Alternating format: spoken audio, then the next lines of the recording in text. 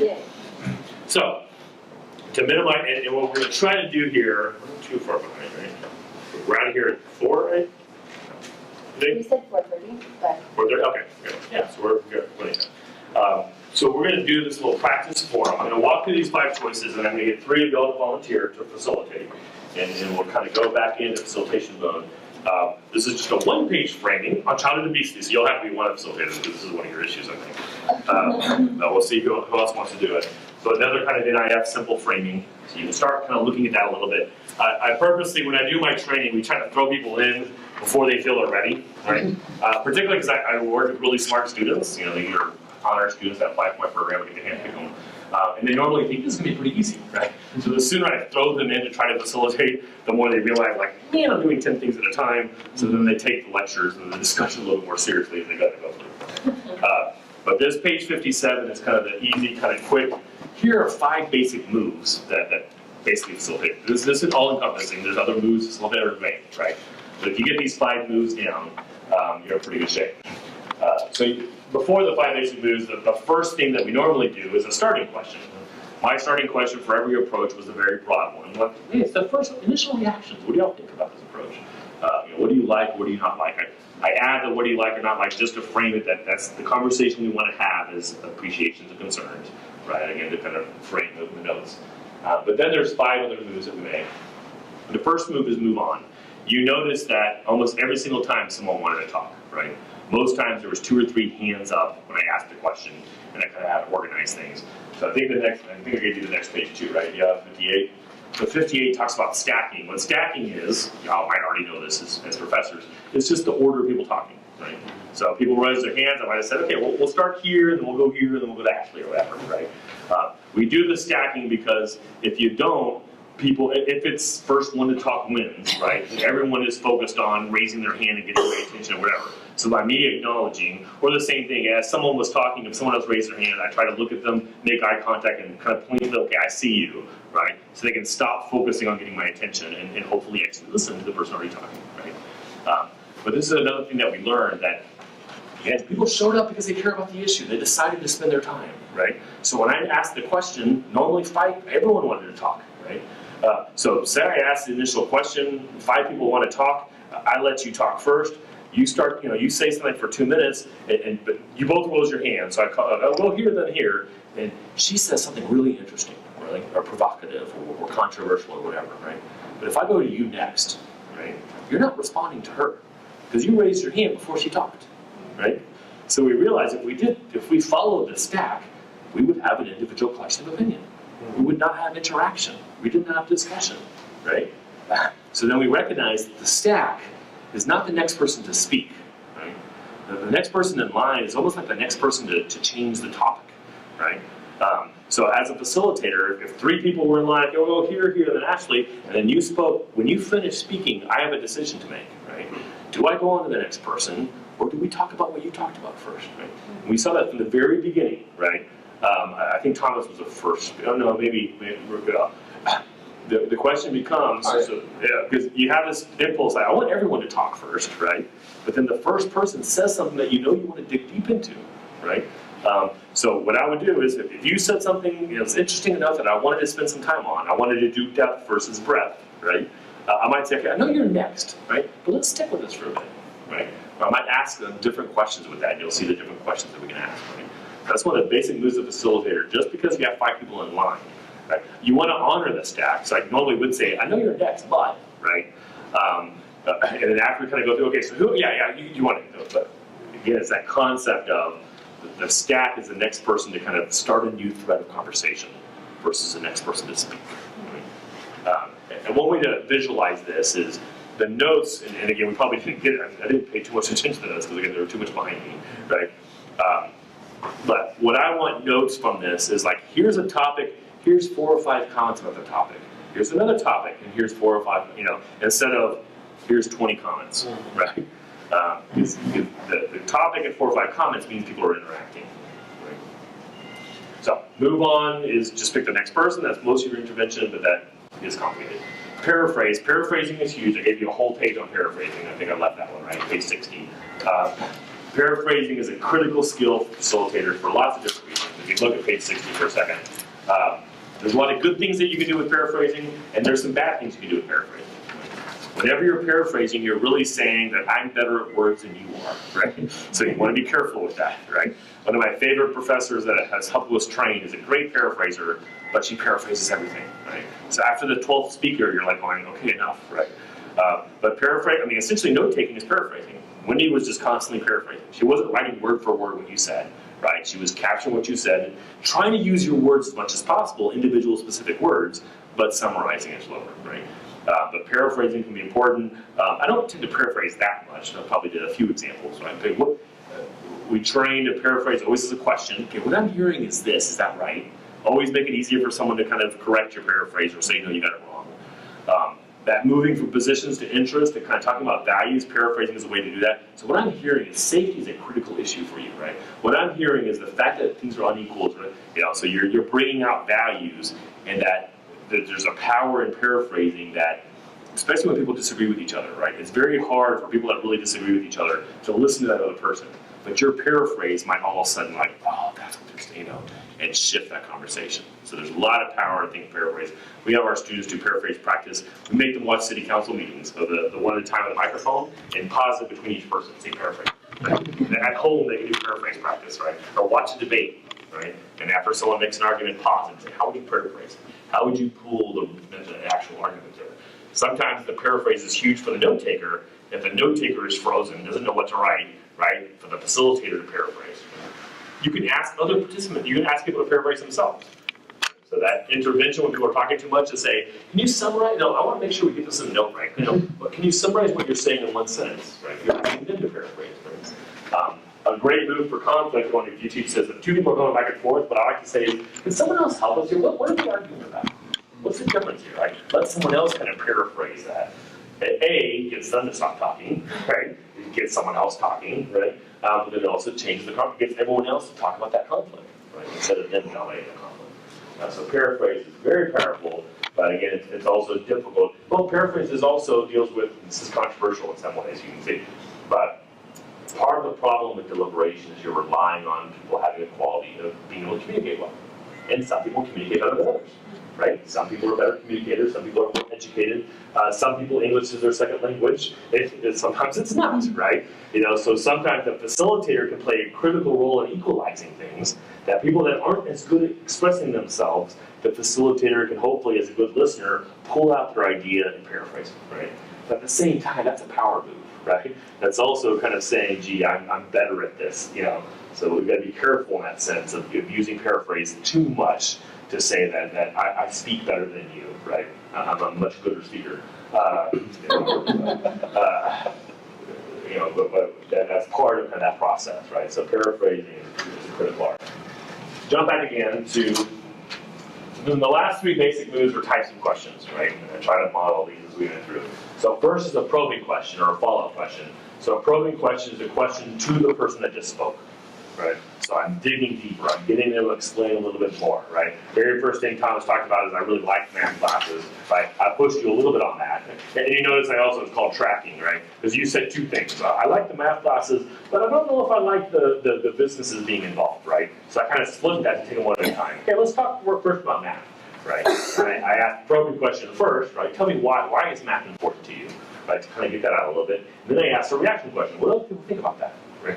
So probing and reaction on the next one. So probing is asking that person to dig a little deeper. People tend to make lots of surface arguments. I really like approach 2. Tell me why you like approach 2, right? Tell me why that's important to you. Why do you care about that, right? So you're following up in a sense to get them to talk about it. And then the reaction question is you're sticking with the topic, but you're getting other people to react. What do people think about that? Right? Before we move on, you notice one time Maria raised her hand in the middle of someone talking about what it was. I didn't know if she was reacting to that idea or just something else popped in her head, right? So I kind of asked, is it about this or something else? Right? And again, that's that controlling, because the person just said something that was useful. I want to spend some time on it, right? But the new hand going up, you don't know if, I want to react to that to the news. You control that somewhat.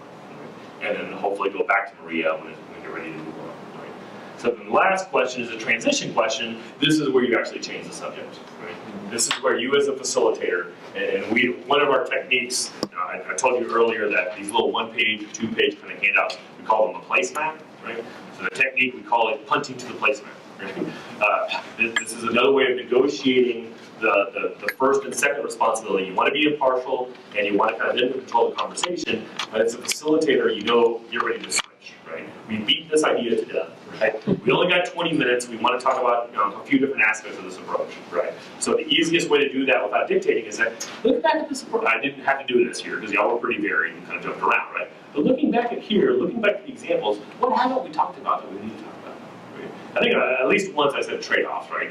Yeah, I planted the placemat right there. I'll look at these. What do y'all think about these trade-offs? Do y'all agree or disagree with any of those, right?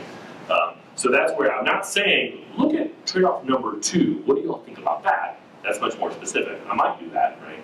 But the easiest way, again, the different levels of binary impartiality is, look back at here, what else do we need to talk about, right? Or I might pick one thing we need to talk about, right? Those kind of things. So transition questions. My students right now have picked topics for practice forums. They'll be doing practice forums on Tuesday. They've already been signed their issue book and their approach, and they're developing questions, right? So there's some questions you can develop beforehand. And I tell them each issue, each approach probably has 4 or 5 pretty useful ideas to really explore. So kind of come up with a question for each of those, but then be ready not to use them, right? Because the conversation flows pretty well, you might not need to, but you have in your pocket at least 5 transition questions to say, what are the ideas here about this? What do you think about that? And I particularly like the transition questions that highlight tensions, right? There's a tension here, what do y'all think about that? Yeah. Your move to the trade-off question was really good in the second approach too, because there was a high level of consensus. Correct. So then it kind of moved to. Yeah, so it's that same thing. If everyone likes an approach, everyone doesn't like an approach, you tend to then say, well, one of my favorite ideas, one of my favorite questions is always, people that really would support this approach, what's important to them? Right? It's that perspective-taking question. And it's funny because that normally gets a funny answer first, right? Someone will kind of say, wow, because they're greedy, like money, or they hate poor people or whatever.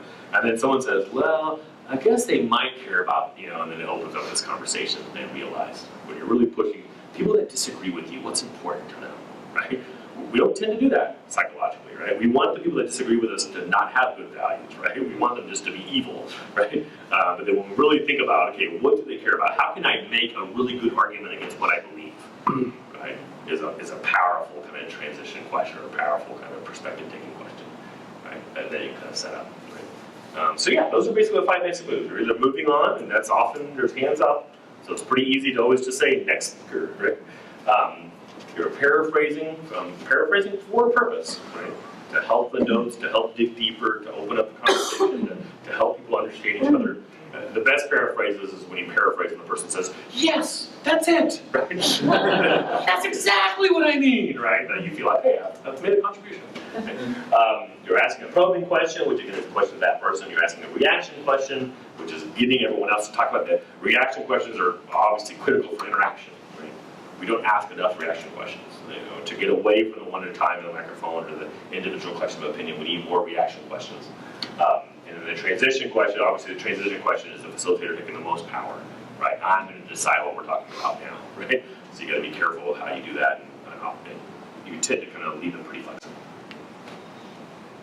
Thoughts, questions, pushback? All right. Yeah. Yeah. Like, how do you end as a facilitator? So Yeah.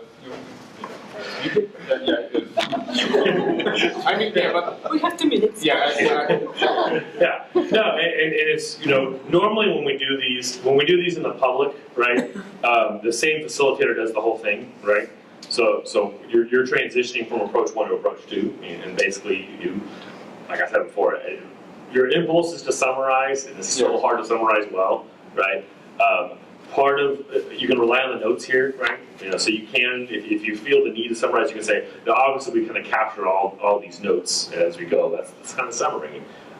If I've done a good job in the front of the room, people know what information we're capturing, what we're doing with that information, what the next step is.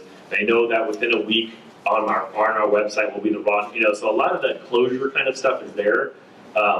Because it is difficult. like I said, with the painter, the growth zone graphic, it Yeah. says come to closure, Yeah. but we tend not to do that. Yeah, because- We're not making a decision, right? We're not voting at the end. We're using this group to really think through the issue, but sometimes the groups are making decisions in some ways. Sometimes we use the key, I guess there's closure at the individual table and there's a closure in the large group. When we talk about process design tomorrow, one of the things that we talk about is closure. Like, what do we do? Because I love the advantage of small groups, but whenever you have small groups, then you have everyone wanting to know what's happening with all the other groups. I tend to hate report outs. Right? That notion of you have a big group, and at each table someone stands up and says, "Yeah, we talked about this and this and that." I think those are painful and horrible. Right? Because you can't do them well, right? And B, especially if it's a controversial issue, who at the table does that, right? So we still do report out sometimes, but I tend to use the keypads. So we kind of at the end of the, prioritize some ideas, get some sense of people have something. I tend to do, if we have public notes in some sense, I like to do worksheets that we can then post around the room. So we create a gallery walk. If people want to, they can walk around and see what other tables did, so there are all these little mechanisms you can do to kind of give people a little bit of sense of closure. Almost always, when we're doing an event, it's a long-term event. We like to already have the next date set, even if the next date is just a report. Like, in 3 weeks we'll have a report out if you're in, so that people feel like, because we know the impulse to think this conversation is a great conversation, but now it's gone in the wind, right? Yeah. So what do we do to make people feel like this conversation has been captured, right? And there's people that are focused on understanding this. And another way we do this is most of our events are based on prior conversations, right? Whether it's a survey or those type of things. So we normally start our event saying, this is what we heard last time, right? This is what we're doing this time because, so people who went to the last event feel heard, like, oh wow, they're actually reacting to what we talked about. And then also, hopefully they take a little bit more, solace in the sense of, well, they listened to the people last time, so hopefully they'll be listening to us this time. Right? And that becomes a chilling effect. That's one of my concerns, that people that do this work that aren't situated there, that don't have a long-term view, is you can have a great conversation, but if you have a great conversation and nothing ever happens from it, it creates a chilling effect, and they're less likely to show up the next time and those type of things, right? Yeah, So, that's yeah, so I took it a little broader than you're at, the closure is, the table has I closure. think the hardest part, actually, Yeah. maybe, because you have all of those ideas, Yeah. and then you have to choose something. Yeah, and I guess one of the things that we do for closure is we tend to have surveys, right? And we look, like one of my favorite questions at the very end, and we normally do this as a round, is, we've just had this 2-hour conversation. Say we're doing something for the city council, we might have a question of, what's the most important thing that you think the city council should know from this conversation, right? And we ask them to write it down. We'll say, we'll type it up word for word, right? So then we always have this, so they've had this full conversation, they've seen the different sides of the issue, and that's kind of another way to provide closure. People feel like, okay, I'm going to write this down, and these very words are going to go in front of the city council in some senses. We'll collect all those. So yeah, there's a lot of little kind of processing that we think about. I think too, Yeah. like, it's also how you communicate what the point of the deliberation is. So like, if you're doing it in your classroom, and we have tons of research, even on the events that we've done at UHD, that these events increase learning, increase understanding of other people, increase understanding of our own position, increase knowledge. So it can even be couched, like if you're doing it in a classroom, as just for the educational benefits. Yeah. It doesn't always have to move to action, depending on what you're trying to do. Yeah. Yes. And there's, some people have taken a much more social scientific bent to this work. So we do have empirical work of like, to what degree has there been knowledge gains, and to what degree has there been significant movement of opinion, that kind of stuff that shows this work. Right? Yeah, that closure is kind of a tough thing. I tend, like say if we do an NIF stuff, I really don't want to do a vote at the end in terms of which approach do you like the most, right? Because then that becomes the story, right? And we want to keep it at the arguments in a sense. So that's why we try to kind of do these worksheets. Like when we were doing the river stuff, right? We had people complete worksheets that were based on the NIF model, because the river we had these 4 approaches of how do we deal with water. Like we slow down growth, that we increase water conservation efforts, that we do more water storage, like build more reservoirs, or we kind of take water from 85% of the water goes to agriculture now, right? So like the recognition that we can't have that much agriculture. We need to kind of spread the water around more, right? So we have these 4 approaches, and none of them magic bullets, all of them have trade-offs. And then we had these worksheets that at the end of each approach, we gave people like 3 minutes to write. Okay, from that approach, what did you like the most when? And it was interesting because it was a very polarized issue, right? So we knew some people really didn't want new storage, and some people really didn't want agriculture to be affected at all, and this kind of stuff. Some people really wanted, in our community in particular, there's a lot of no growthers, right? Let's not let anyone else in, right? Which isn't realistic, right? The only way to really stop people coming to your community is to make your community suck, right? And that kind of defeats the purpose, right? But through the conversation, people filled in all the boxes. We thought people would fill in, like, these are the reasons why I like my approach, and these are the reasons I don't like another approach. But the fact that people admitted to flaws in their perspective and recognized advantages of their opposing perspective, I think was huge, right?